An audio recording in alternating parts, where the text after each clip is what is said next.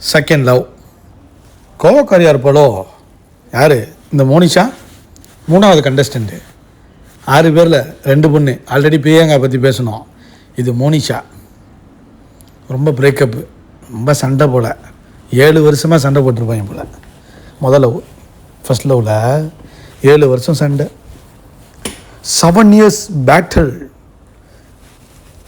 நாக்கு தள்ளிடுச்சு. யாருக்கு? இவங்களுக்கு, மோனிஷாவுக்கு வந்து நாக்கு தள்ளிடுச்சான். இந்த ஷோக்குள்ளே வந்த பிறகு இன்னும் நாக்கு தள்ளிடும். வேறு மாதிரியான நாக்கு. லைக் பண்ணுங்கள், கண்டிப்பாக சப்ஸ்கிரைப் பண்ணி வீடியோ பாருங்கள் ஃப்ரெண்ட்ஸ். ஷேர் பண்ணுங்கள். அடுத்த கண்டஸ்டன்ட் வந்து மோனிஷா.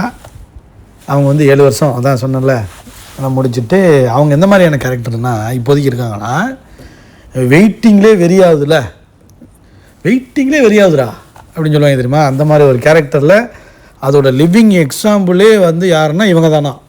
யார்? மோனிஷா. அடுத்த லவ் உனக்கு என்ன வேணுமா? செகண்ட் லவ் வேணுமா? ஹேண்ட்ஸமாக வேணுமா?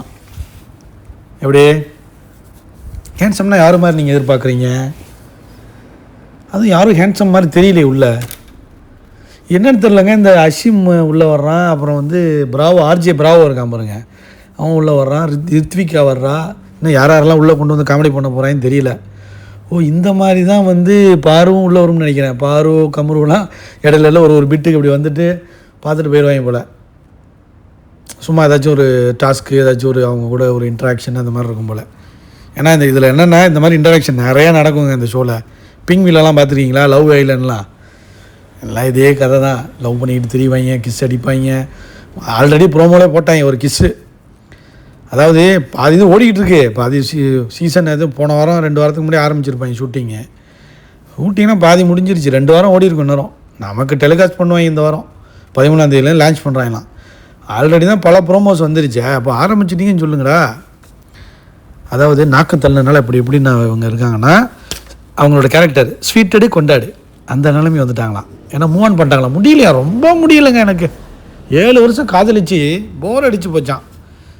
அந்த வைப்பில் இருக்கிற மாதிரி ஒரு ஹேண்ட்ஸம், கரிஸ்மெட்டிக், அண்டர்ஸ்டாண்டிங் அதெல்லாம் இங்கே இருக்குது அப்படின்னு அதுவே சொல்லுது. இருக்காது. வேணுமா அந்த மாதிரி? ஹேண்ட்ஸமாக வேணுமா? கரிஸ்மெட்டிக்காக வேணுமா? அண்டர்ஸ்டாண்டிங்காக வேணுமா? எங்கே இருக்காங்க இங்கே?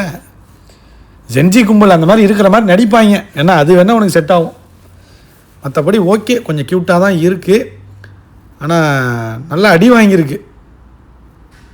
கண்ணெல்லாம் சிவந்திருக்கு பாருங்கள். சிவா வேணுமா?